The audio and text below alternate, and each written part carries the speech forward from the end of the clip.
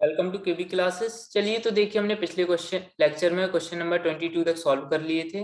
देखिए question number 23 यहाँ पर देखिए क्या क्या गिवन इस क्वेश्चन है। From the following particular compute the taxable income under the head salaries of Shri Raman Lal for the assessment year 21 to 22। He is employed in the textile industry in Mumbai on a monthly salary of ₹60,000। तो इनकी monthly salary कितनी है? ₹60,000।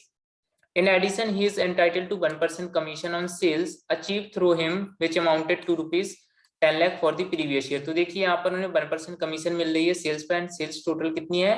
10 lakh. He received the following allowances and amenities from the employer during the previous year।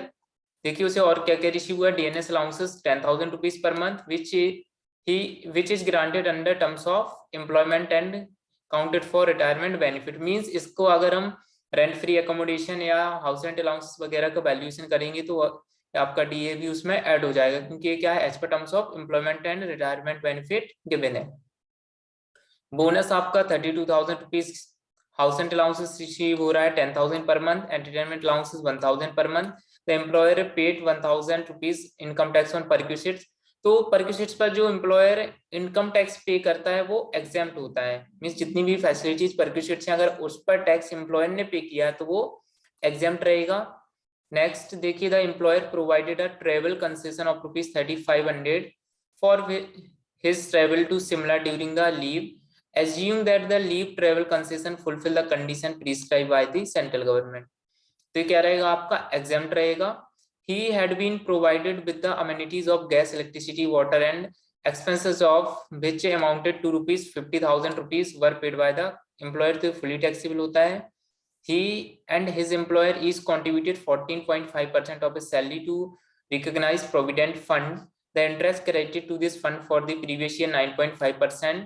Rate of interest amounted to ₹9,800। तो देखिए जो RPF में जो employer का कॉन्ट्रीब्यूशन होता है वो 12% तक एग्जेम्प्ट होता है। यहाँ पर 14.5% कर रहा है कॉन्ट्रीब्यूट एम्प्लॉय की सैलरी का, तो 2.5% क्या होगा? टैक्सेबल होगा। एंड जो इंटरेस्ट है आरपीएफ पर वो 9.5% तक एग्जेम्प्ट होता है। वो कितना आपको 9.5% से ही मिल रहा, तो एग्जेम्प्ट रहेगा।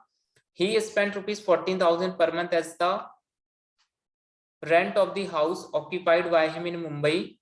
और उसे क्या है? 14,000 पर मंथ उसने हाउस रेंट पर एक्सपेंस किया है। तो देखिए इसका टैक्सेबल सैलरी क्या होगा?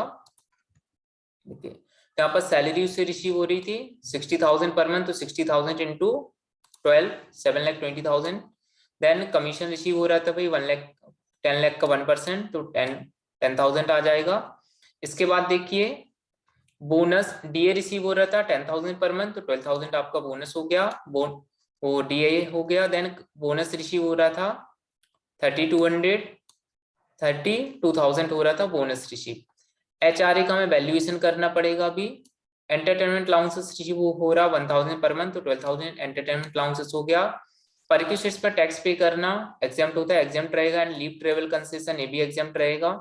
Gas, electricity, water fully taxable होगा, तो 50,000 आ जाएगा। Then employer contribution to RPF, तो इसका भी हमें कैलकुलेशन करना पड़ेगा। इंटरेस्ट ऑन आरपीएफ 9.5% के रेट से मिल रहा था, तो वो भी एग्जेम्प्ट है। तो देखिए अभी हमें HRA and employer contribution towards RPF का भी वैल्यूएशन करना पड़ेगा। तो देखिए इसका वैल्यूएशन कैसे होगा।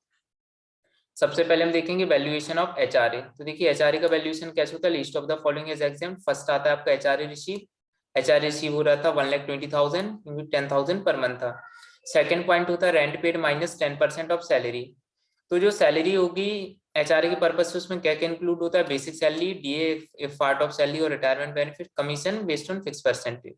यहाँ पर बेसिक सैलरी 7,20,000 थी, कमीशन था 1,20,000 क्योंकि बेस्ड ऑन वो फिक्स परसेंटेज थी। कमीशन आपका 10,000 था based on fix percentage, and DA था आपका 1,20,000 एज पर रिटायरमेंट बेनिफिट और पार्ट ऑफ सैलरी था, तो ये ऐड हो जाएगा। तो आपका एचआरए के पर्पज से सैलरी निकलेगा 8,50,000। तो 8,50,000 का 10% 85,000।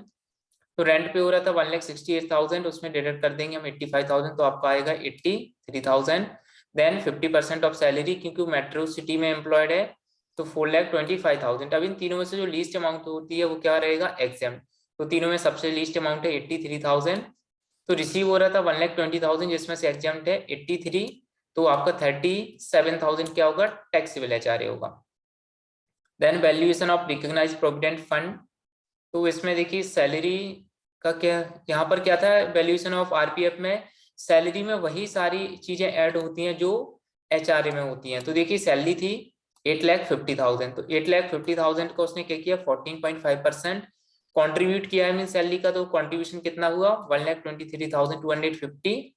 बट एग्जाम्प्ट कितना रहता है, सिर्फ 12% ऑफ सैलरी, तो 8,50,000 का 12% होगा 1,02,000, जबकि उसने कॉन्ट्रीब्यूशन किया 1,23,250 डिडक्ट कर देंगे एग्जाम्प्ट वाली को, तो आपका 21,250 क्या होगा, टैक्सेबल वैल्यू होगी आरपीएफ की, एंड एचआरए की टैक्सेबल वैल्यू होगी 37,000। तो इसको हम उसी फॉर्मेट में जाके नोट कर लेंगे। तो देखिए एचआरए आपका आ गया 37,000 एंड आपका एम्प्लॉयर कॉन्ट्रीब्यूशन टुवर्ड्स आरपीएफ आप आ गया 21,250।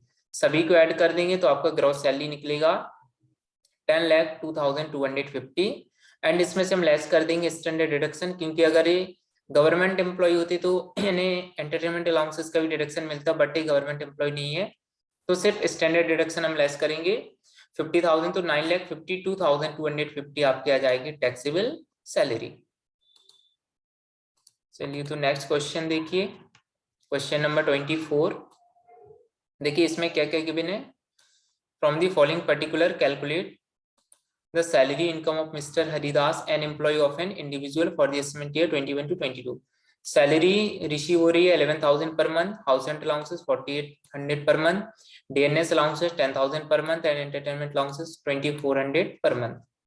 Mr. Haridas and his employer contribute to RPF 14% of salary.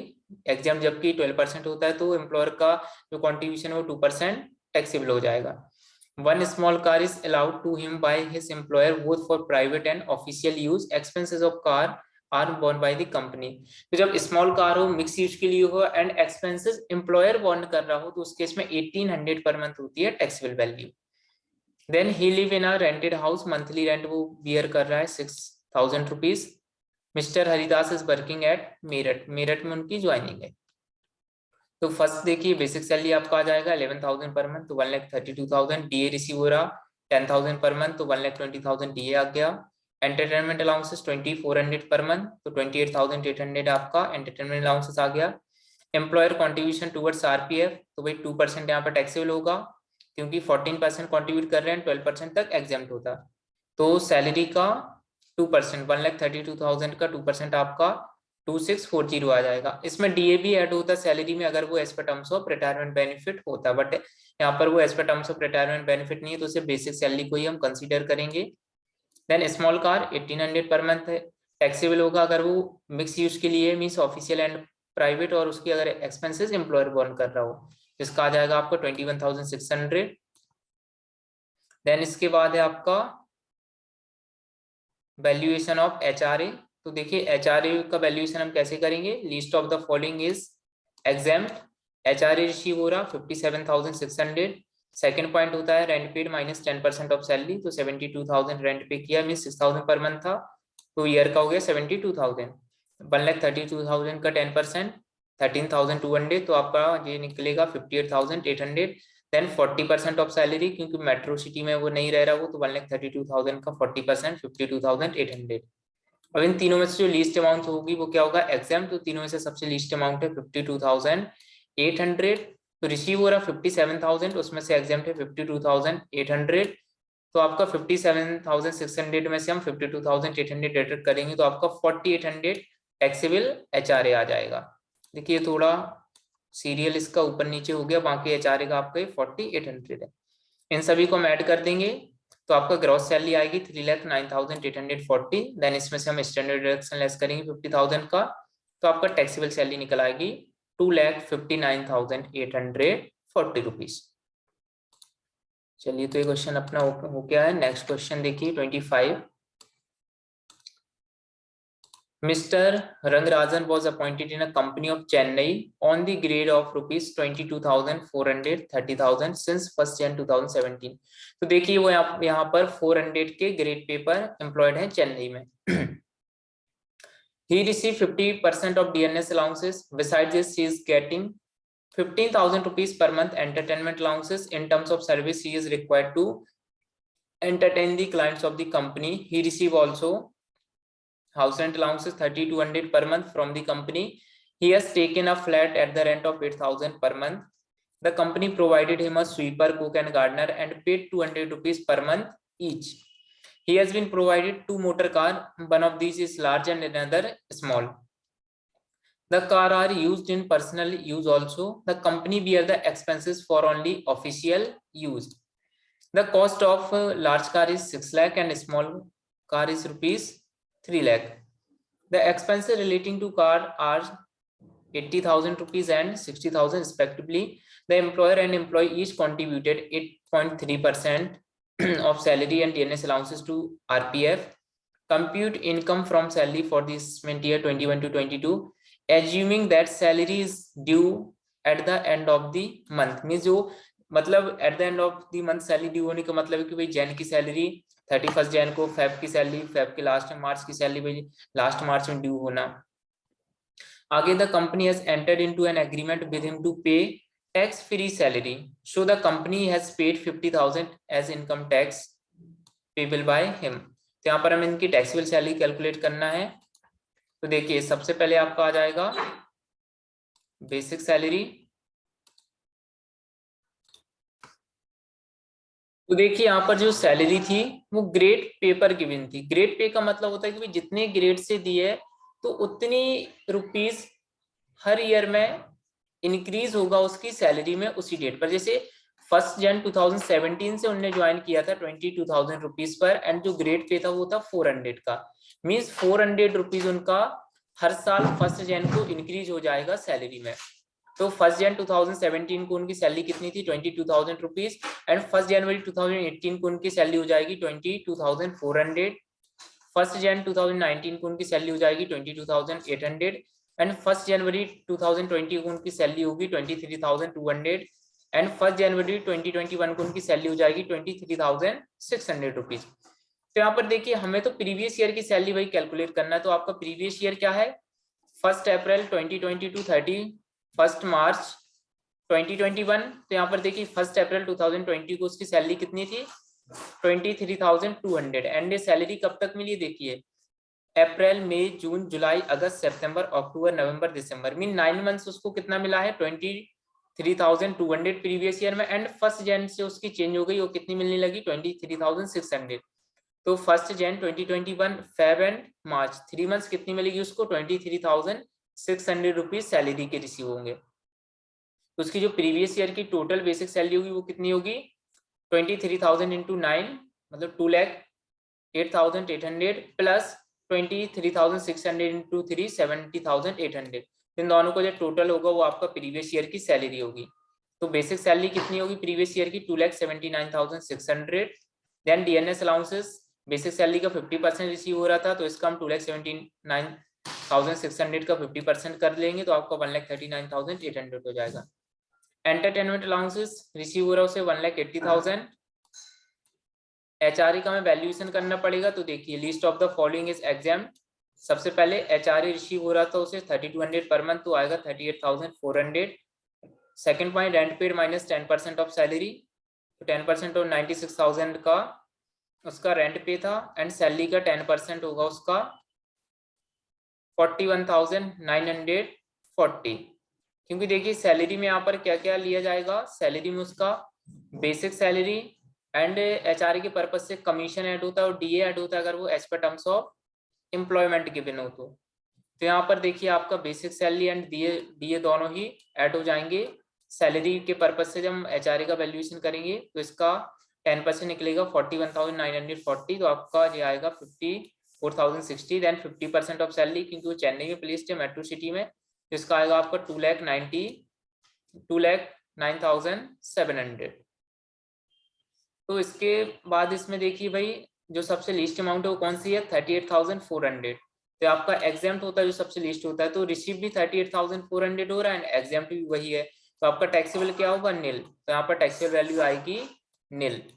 Then sweeper gardener cook 200 per month सभी का भाई एक्सपेंस पे कर रही थी कंपनी, तो 200 इंटू 3 इंटू 12 तो 7200 आ जाएगा। हमें कार का यहाँ पर वैल्यूएशन करना पड़ेगा। तो देखिए यहाँ पर 2 कार प्रोवाइड हो रही थी, एक स्मॉल थी एक लार्ज। तो जब 2 कार प्रोवाइड होती हैं तो हम 1 कार मानते हैं ऑफिशियल यूज के लिए, एंड बाकी जितनी अदर कार होती हैं वो हम मानते हैं किस पर्पज से, कि वो प्राइवेट पर्पज के लिए होंगी। तो यहाँ पर हमने क्या किया है, लार्ज कार को एज्यूम किया है personal and official both use के लिए। तो उसका जब लार्ज कार होगा एंड जो एक्सपेंसेस बॉर्न कौन कर रहा है, एम्प्लॉय खुद कर रहा है, तो आपका आएगा 900 इंटू 12 तो 10,800 रुपीज। एंड स्मॉल कार हमने एज्यूम की है पर्सनल यूज के लिए, तो amount spent by employer and 10% of car value में ऐड कर देंगे। तो 60,000 भाई अमाउंट स्पेंड किया था एंड 30,000 उसकी कॉस्ट का हो गया 10%। तो टोटल जो वैल्यू आ गई वो आपकी हो गई 90,000। अब देखिए यहाँ पर हम सोचेंगे कि भाई हमने स्मॉल कार को मिक्स यूज के लिए क्यों नहीं कंसीडर किया। तो अगर हम स्मॉल कार को मिक्स यूज के लिए कंसीडर करते हैं एंड लार्ज कार के लिए प्राइवेट पर्पज के लिए कंसीडर करते, तो क्योंकि लार्ज कार की कॉस्ट ज्यादा थी, लार्ज कार के एक्सपेंसेस ज्यादा थे, तो जो आपकी ओवरऑल जो कार की वैल्यू वो ज्यादा आती, तो हमें ज्यादा टैक्स पे करना पड़ता है। इसलिए जो एम्प्लॉय के लिए बेनिफिशियल है हम उसी हिसाब से कंसीडर करेंगे दोनों को। तो यहाँ पर आपकी कार की वैल्यू आ जाएगी 10,800 प्लस 90,000, तो टोटल आपका कार की वैल्यू हो गया 1,08,000। देन कॉन्ट्रीब्यूशन टू आरपीएफ 12% तक एग्जाम्प्ट रहता है, यहाँ पर सिर्फ 8.3% किया जा रहा था तो एग्जाम्प्ट रहेगा। एंड एम्प्लॉयर ने पे किया है इनकम टैक्स का एम्प्लॉय के बिहाफ पर, तो वो टैक्सेबल होगा 50,000 रुपीज, तो ये आपका ऐड हो जाएगा। तो इन सभी को हम ऐड कर देंगे तो आपकी ग्रॉस सैलरी निकलेगी 7,57,400 रुपीज। देन इसमें से हम स्टैंडर्ड डिडक्शन लेस कर देंगे 50,000 का, तो आपका टैक्सेबल सैलरी निकल के आ जाएगा 7,07,400, ये आपका टैक्सेबल सैलरी होगा। तो नेक्स्ट क्वेश्चन देखिए, क्वेश्चन नंबर 26। तो यहाँ पर देखिए क्या क्या गिवन है। Shri Rajiv furnish the following particulars of his income for the financial year 20 to 21। यहाँ पर देखिए सैलरी रिसीव हो रही है 15,000 per month, DNS allowances 1250 per month, employer and employees contribution to a recognized provident fund rupees 24,000 each, and यहाँ पर entertainment allowance receive हो रहा 1,000 per month, interest from provident fund at the rate 9.5% per annum 19,000 rupees, city compensatory allowances 200 per month, and medical allowances receive हो रहा 10,000 rupees. He has been provided with the facility of an unfurnished house by the employer in a town population less than 10 lakh, for which the employer charges 500 per month. The fair rent of the house is 30,000 per annum. The house is owned by the company, yeah, employer. Next is the employer has employed for him a sweeper at the rate 200 per month and a servant at the rate 750 per month. Compute the taxable income under the head salaries for the assessment year 21 to 22. यहाँ पर देखिए सबसे पहले basic salary 15,000 per month था, तो 15,000 into 12 1,80,000 हो गया। DA 1250 per month तो इंटू 12 15,000 हो जाएगा। एंटरटेनमेंट अलाउंसेस 1,000 पर मंथ 12,000 हो गया। एम्प्लॉयर कॉन्ट्रीब्यूशन टूवर्ड्स आरपीएफ, तो कितना कंट्रीब्यूट कर रहे थे लोग 24,000। तो हमें एम्प्लॉय के कंट्रीब्यूशन से कोई मतलब नहीं, हमें देखना है कि जो एम्प्लॉयर का कंट्रीब्यूशन है आरपीएफ में कहीं वो एम्प्लॉय की सैलरी के 12% से ज्यादा तो नहीं है, तो हमें इसका वैल्यूएशन करना पड़ेगा। देखिए तो यहाँ पर रिकॉग्नाइज्ड प्रोविडेंट फंड का वैल्यूएशन कैसे होगा, 12% ऑफ सैलरी पहले हम कैलकुलेट करेंगे, तो वही 1,80,000 का 12% आएगा आपका 21,600। हाँ तो देखिए यहाँ पर जो पहली बात आती है कि भाई सैलरी में हम इंक्लूड क्या करते हैं आरपीएफ के पर्पज से, तो यहाँ पे सैलरी में इंक्लूड होगा आपका बेसिक सैलरी, डीए अगर वो as per terms of retirement benefit हो, एंड कमीशन अगर वो बेस्ड ऑन फिक्स परसेंटेज हो। तो यहाँ पर जो डीए था वो as per terms of retirement benefit नहीं था, इसलिए हमने उसको कंसिडर नहीं किया, सिर्फ हमने बेसिक सैलरी को ही कंसिडर किया। तो 1,80,000 का 12% कितना हुआ 21,600।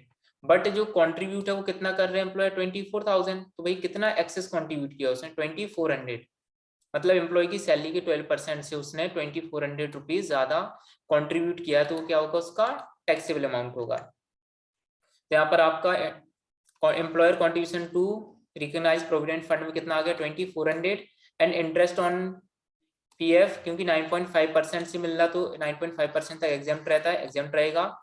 CCA city compensatory allowances fully taxable होता है, 200 पर मंथ था, तो 200 इंटू 12 2,400 हो जाएगा। मेडिकल अलाउंसेस फुली टैक्सेबल होता है तो 10,000 फुली टैक्सेबल होगा।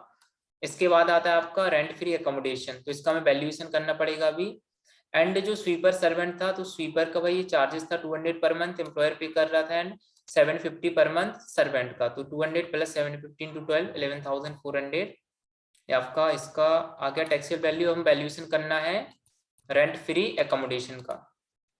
तो देखिए valuation of rent free accommodation, salary में क्या क्या ऐड होता है, basic salary, DA as if part of salary, commission, bonus, all taxable allowances. तो यहाँ पर देखिए बेसिक सैलरी 180 थी, और यहाँ पर आपका कौन कौन से टैक्सेबल अलाउंसेस थे। यहाँ पर आपका जैसे एंटरटेनमेंट अलाउंसेस 12,000 टैक्सेबल है, और आपका सीसीए मेडिकल अलाउंसेस ये दोनों भी टैक्सेबल है, तो 2400 आपका सीसीए का, 10,000 आपका मेडिकल अलाउंसेस का। देखिए सैलरी टोटल कितनी हो जाएगी एकोमोडेशन के पर्पज से, 1,80,000 प्लस 12,000 प्लस 2400 प्लस 10,000, तो टोटल सैलरी हुई रेंट फ्री एकोमोडेशन के लिए 2,40,400 मीन्स 2,04,400। तो यहाँ पर होता क्या, जब पॉपुलेशन सिटी की 10 लाख से कम हो, ठीक, एंड जो कंपनी एंड जो हाउस का ओनर है वो खुद कंपनी हो, एंड सिटी की पॉपुलेशन 10 लाख से कम हो, तो जो सैलरी का 7.5% होता है वो आपका टैक्सेबल वैल्यू होती है हाउस की। तो यहाँ पर 2,04,400 का 7.5% 15,330 लेस कर देंगे। जो भी अमाउंट रिकवर की एम्प्लॉय से, तो एम्प्लॉय से 500 पर मंथ चार्ज किया जा रहा था, तो 6,000 लेस कर देंगे, तो आपका टैक्सेबल वैल्यू ऑफ एकोमोडेशन आएगा 9,330 रुपीज। ये जाके हम वहाँ फॉर्मेट में ऐड कर देंगे। तो देखिए यहाँ पर रेंट फ्री एकोमोडेशन में आ गया आपका 9,330। अब इन सभी को हम ऐड कर देंगे तो आपकी ग्रॉस सैलरी आ जाएगी 2,42,530।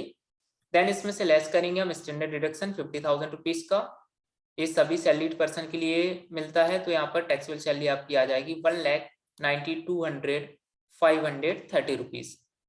आई होप आपको ये क्वेश्चन सभी अच्छे से समझ आ गए होंगे। बाकी के आगे के क्वेश्चन हम नेक्स्ट लेक्चर में कंप्लीट करेंगे। Thank you.